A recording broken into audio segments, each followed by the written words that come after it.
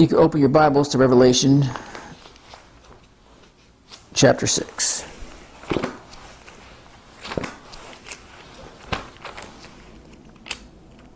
We're going back to the third horse. Men, taking a look at that rider and a few other things tonight. Revelation chapter 6. Now before I go there, I've been asked recently, what do you think was the most important or significant events that happened in 2017, the year that just went by?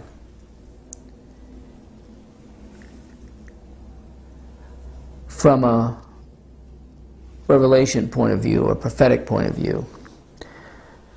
I had to stop and think, and I wrote down in my notes here some things that happened, I think, were very significant. And the list could probably be 50 strong, but I'm not going to do that. I wrote down 6.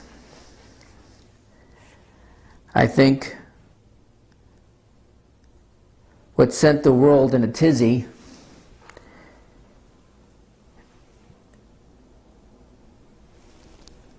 more specifically, what happened in the Middle East started with our own president, the United States of America, Donald Trump.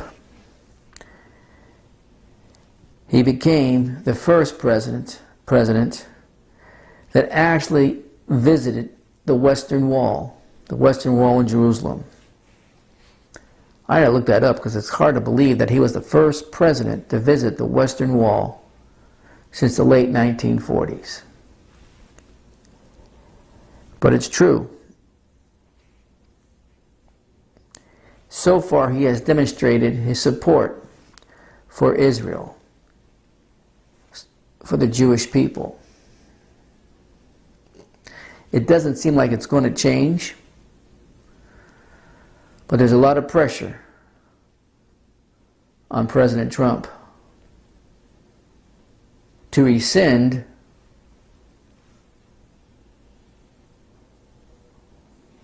the next important thing that I think happened in a prophetic timeline, if you want to put it that way, and that is his announcement early last month, the last month of 2017, recognizing Jerusalem as the capital of Israel. And he made the announcement that he was planning to move the United States Embassy from Tel Aviv to Jerusalem, recognizing it is the capital of Jerusalem. Of course, all over the media, the news media, Hollywood, political pundits across the board was totally against that, not just in this country, but around the world. Around the world. So the Western Wall, his announcement, number 2, to make the move to Jerusalem, the U.S. Embassy move, announcing that Jerusalem is the capital. Now, by the way, I really haven't got into it, but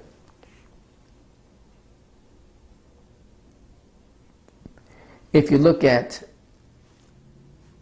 the gematria, the true meaning of and usage of gematria, not all the junk that's out there, trying to decipher what the scriptures are saying, you can see by using the gematria, and maybe I'll get into that soon, Donald Trump's involvement. Do I think that's by accident? Probably not. That's to come. Now, number 3, I would put at UN Jerusalem vote. After he made the announcement, the UN and numerous countries in the United Nations have voted against Donald Trump and his recognition of Jerusalem. I think that was important in the prophetic timeline. They didn't want the United States of America to make Jerusalem the future embassy location. So they were up in a tizzy. Well, God's in control. Number 4, now you could put these in any order you want. Like I said, I could go 50 strong of prophetic events that happened that I think are significant. Turkey's rise to power. More and more of it become a more solidified Islamic state with Ottoman Empire ambitions to restore what they had prior the early 1900s decimation of the Ottoman Empire. Erdogan is determined to put Turkey in the forefront once again. I put an article, I didn't put it, someone put an article, I told them to put it on the butt of the Times, how Turkey is even pushing south, forming an alliance with Sudan, which disturbs Egypt tremendously for many different reasons. If you haven't read the article, you go to the butt of the Times and read it. Turkey's rising power and, more importantly, its separation from the West is rapidly taking place. Number 5, Syria's tug-of-war with invading influences. It's already in a bad situation to start with, and they're no prize, my friend, Assad and his regime. But they're nothing but puppets now.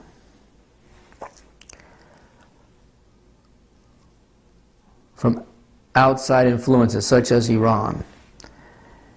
I think Iran's just using Syria for its own purposes, what it tends to do, which I think will come to an end soon enough. And Syria is going to be on the wrong side, not that they were on the right side, but they're going to be on the wrong side of a reckoning that's coming that will devastate that country even more so than it ever had been in the past. And number 6, the North Korea events. Its quest to gain nuclear power, to be a nuclear power in this world. North Korea indirectly affects what's happening in the Middle East. Just for example, you don't think North Korea and Iran are sharing nuclear secrets?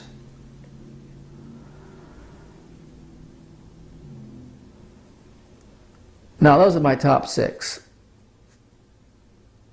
I probably could add a few more and maybe switch out with some of these events in the top 6, but there's too many to choose from. 2017 was very revealing, and I wouldn't be surprised that 2018 will even reveal more than 2017 where we are in the prophetic timeline. Now, now to the teaching. Open your Bibles, which you already did, Revelation chapter 6. We're still in verse 5 and 6. To quickly summarize what we've covered so far in this particular verses that deals with the third horseman. Black symbolizing suffering and death. The color of the horse symbolizing darkness. We've covered that black does not reflect light, it just absorbs it. Now, I started with the first horseman and the first horse. All horses in the scriptures, for the most part, were always used for warlike operations. So these horses don't come in peace, they come with a purpose. To bring war and destruction, death, famine, pestilence. And then we covered last Monday evening, that the third horseman is Umar Al-Khattab. Now the third horse and its horseman brings with it pestilence and famine. Because of the siege that took place under Umar's instruction, his generals surrounded Jerusalem. They didn't have the necessary personnel and soldiers to overtake it. So as they were recruiting more fellow jihadis, they at least accomplish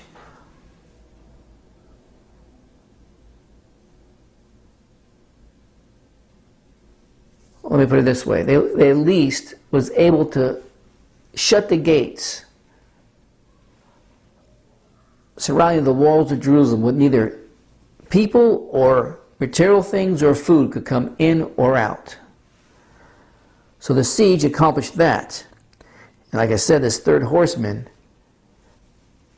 brought with it pestilence and famine. It brought food shortages because as they were all locked up inside those walls, food became a very needed commodity, obviously, to sustain life. And the less food that they would have over the course of months that the siege took place, it developed food shortages that drove the food prices up, where it cost an entire day's wages to buy 3 measures of barley. Or if you were more well-to-do, it would require a whole day's wage of a wealthy person just to buy wheat.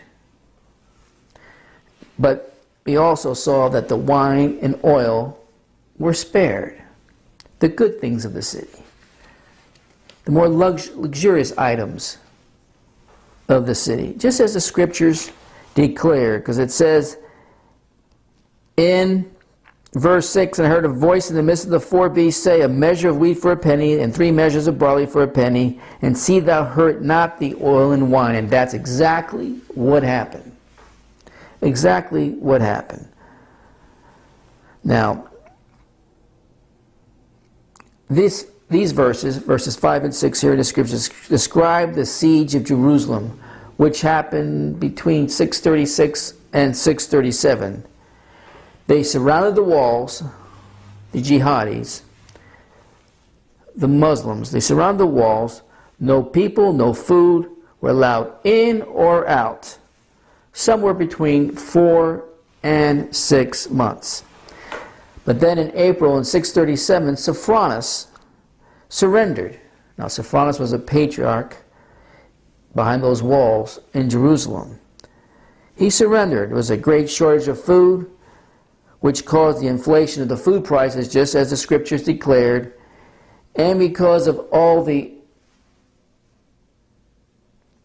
hygiene problems and waste problems and lack of food, pestilence, famine, disease became a problem. So Sophronis only saw one option, is that's to surrender to the Islamic horde that surrounded the walls of Jerusalem. Now, no damage to the city was done. It became known as a bloodless victory. And it's still called that today. The oil and wine and the better things of Jerusalem, as I said, was spared. It was not hurt, as the scriptures say. But there was starvation, famine, disease,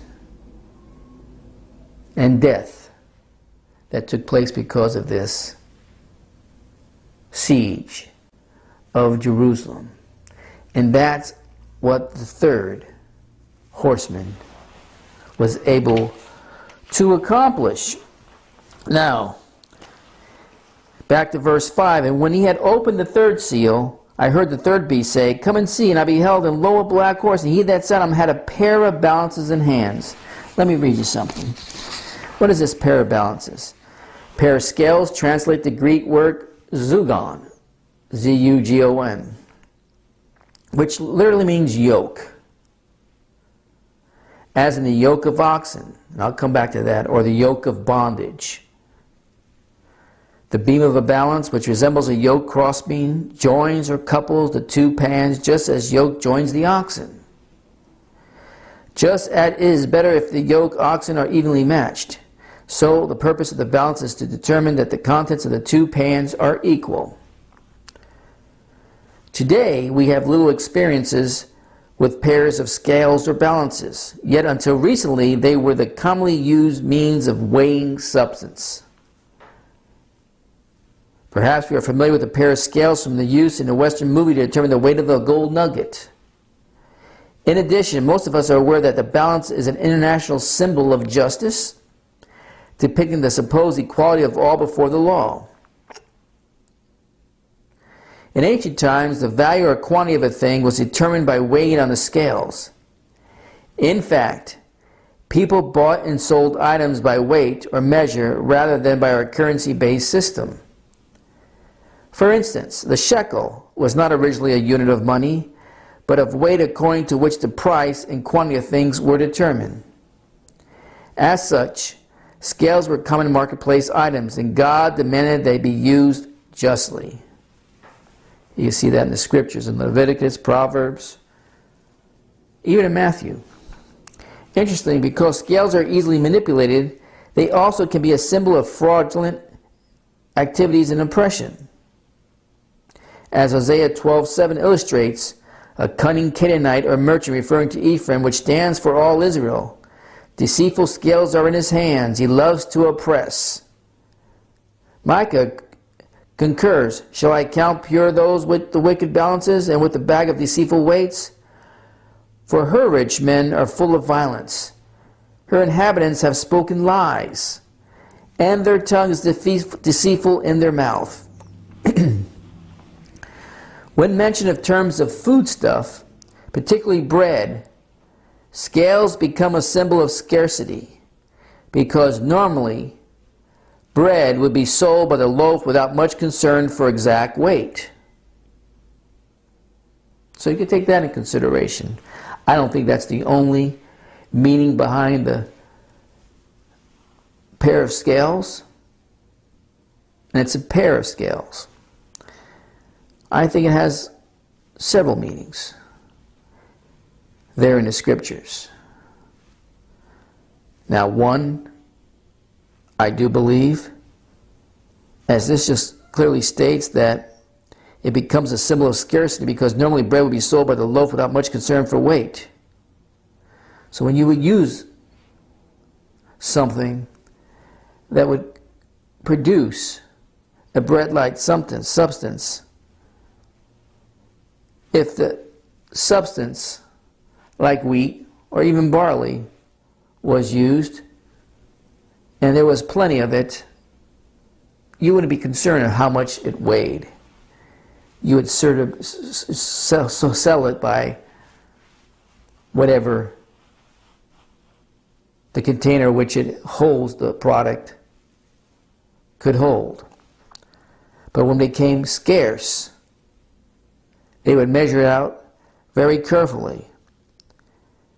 However, during a famine, which each ounce of flour was available, flour would be rationed by weight or measure.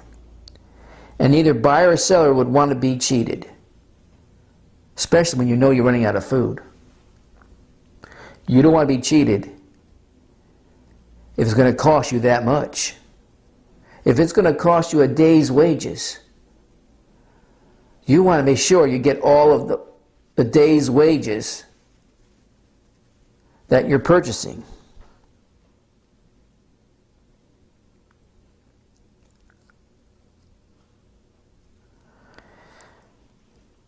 Now,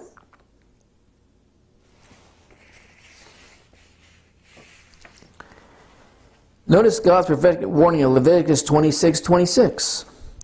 When I have cut off your supply of bread, 10 women shall bake your bread in one oven, and they shall bring back to you one bread by weight, and you shall eat and not be satisfied. The prophet Ezekiel also mentions rationing by weight as a judgment from God. In Ezekiel 4:10, And I don't think this is by accident. Now, this particular author, I don't think made the connection. But I think Ezekiel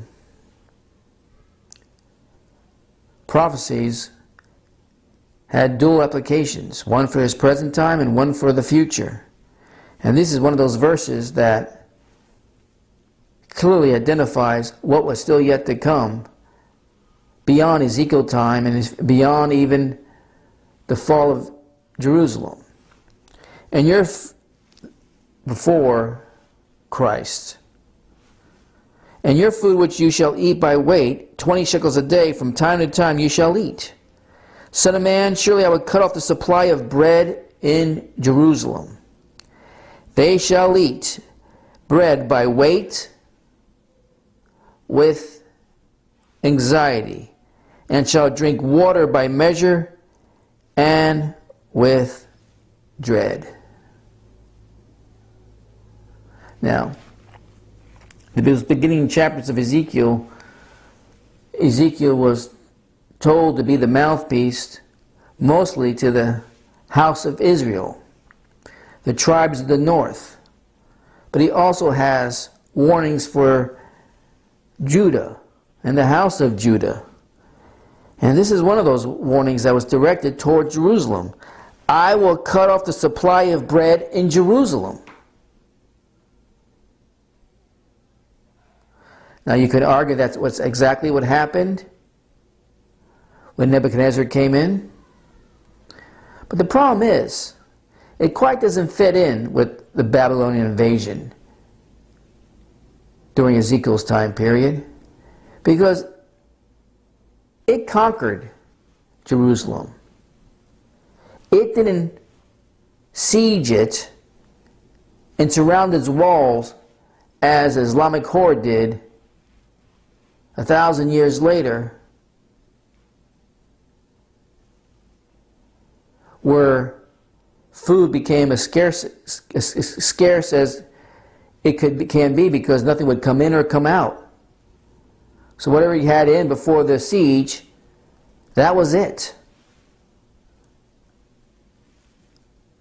And what you see happened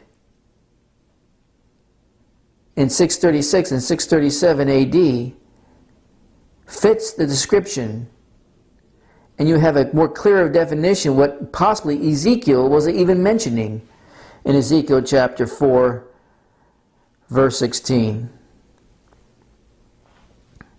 when he was warning Jerusalem what was to come. Son of man, surely I will cut off the supply of bread in Jerusalem. They shall eat bread by weight. You need a pair of scales if you're going to measure the product that produces bread, or the finished product, bread itself. Weight with anxiety. Why would you have anxiety? If that was the normal way of selling the product, you knew what you could expect, what was going to happen. You come to the merchant, you know what they're going to do, you know what they sell, you know what you only pay for. Just determine how much you want to buy, and make sure you get the quantity that you're buying by the measurement of the scale. So why there be an anxiety? Anxiety is there because food was running out, and it was costing way too much compared to the pre-siege of the Islamic horde. These scriptures in Ezekiel 16 says, Son of man, shall cut off the supply of bread in Jerusalem. They shall eat bread by weight and with anxiety, and shall drink water by measure and with dread.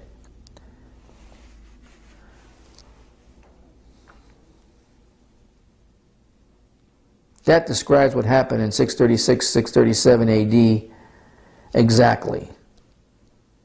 It does not describe what happened in the Babylon invasion and destruction. In fact, most of those people were carried off.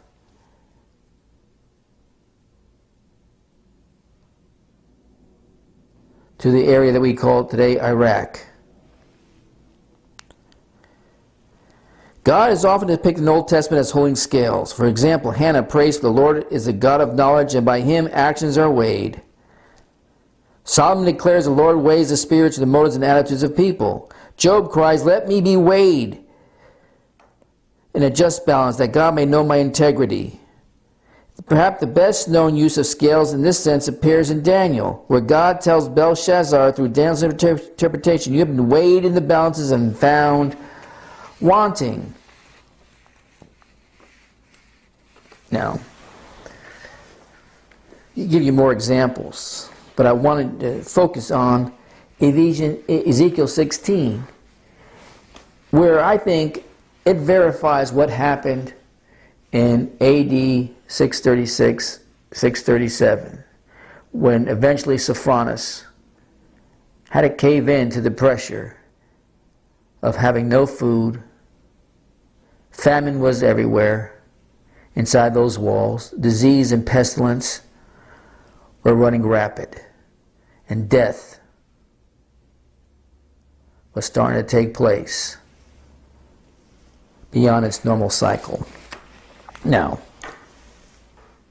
so when you're analyzing the scriptures, yes, you can put a physical meaning on the pair of scales and what that symbolizes, using the scripture to give us detail of why and what happened and the reasons behind it in Revelation 6. Revelation 6, verses 5 and 6. Now, there's let's just call it a spiritual insight that needs to happen also when you're looking at these balances, the scales and balances in the hands of this writer. The metaphor that's used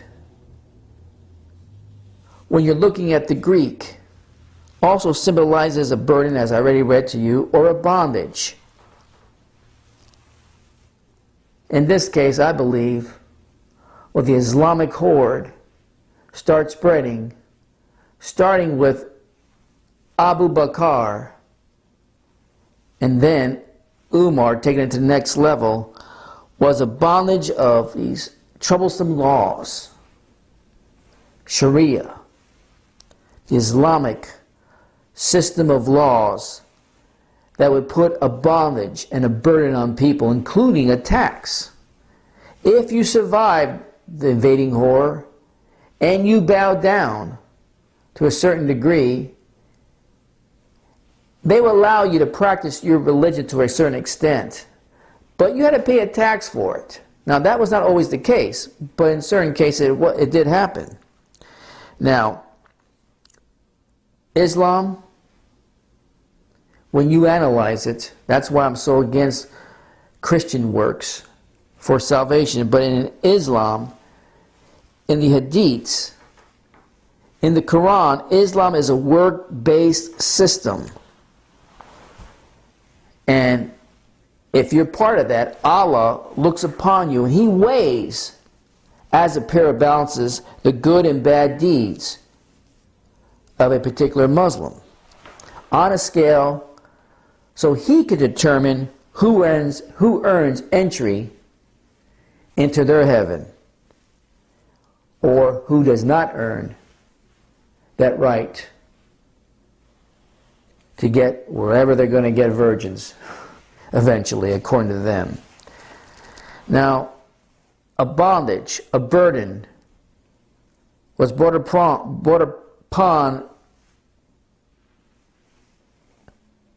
the inhabitants of Jerusalem and the surrounding areas of Israel, and a strict set of Islamic laws, as I already mentioned, called the Sharia, had to be followed. And if you don't follow, and if you fail to follow Allah's laws, its burdensome laws, you possibly could suffer horrible punishment. If you're a Muslim, and by the way, if you're not a Muslim, and Jews were not Muslim.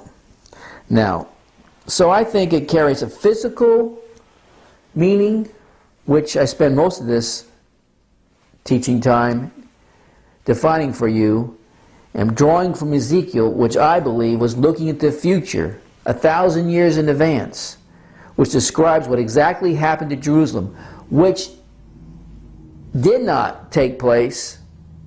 And scholars like to incorporate the invasion of the Babylonian invasion, Nebuchadnezzar coming in and destroying Jerusalem and taking captives, as the point in that verse where they convincingly, according to them, try to convince us to accept that this is what happened and that's how this verse was fulfilled. I say, no, not quite. Do your history. Study the invasion of Babylon. They didn't starve people out. They didn't cause anxiety. People didn't have to be that concerned. The invasion happened quickly, and they were carried off quickly.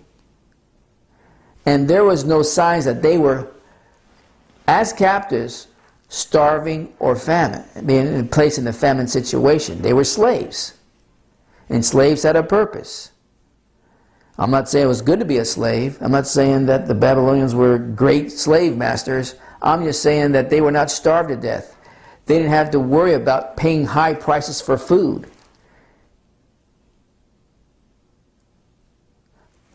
Advance that 1,000 years, a whole different picture.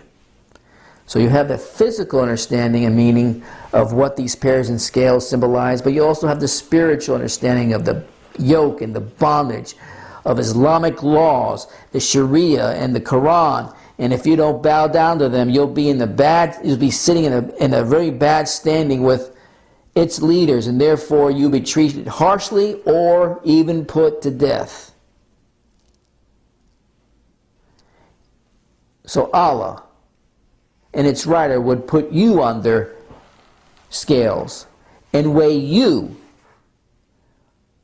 to see if you're worthy to be one of Allah's servants. That's a spiritual aspect behind it, and then there's the physical aspect behind it. Now there's something else which I might or might not cover that I think is very important probably to bring up next time, or if not next time, very soon, that also relates not just to this third horseman, but to all the horsemen that I haven't covered yet. Now if you're interested, and if this helped you clarify more the spiritual aspect and the physical aspect of these pair of balances in this horseman's hand, I want to hear from you. Now, your turn to talk to me. Play the song. I'll be here for a few moments still. I want to hear from you. I want to hear that you understand both the spiritual aspect and the physical aspect meaning of these scales, and why it's important to understand that what Ezekiel prophesied, being the mouthpiece, the Son of Man that is used often in Ezekiel to be the mouthpiece, God's mouthpiece, to declare what's going to take place in the future. Not what happened with the Babylon invasion, but there's no doubt about it. The anxiety that was created because of the food shortages 1,000 years later, when the Islamic horde sieged Jerusalem in 637 and 636 to 637, and which led to, after 46 months, Sophronis given up and surrendered to the Islamic horde jihadis. Now if you got that, play a song. I want to hear from you.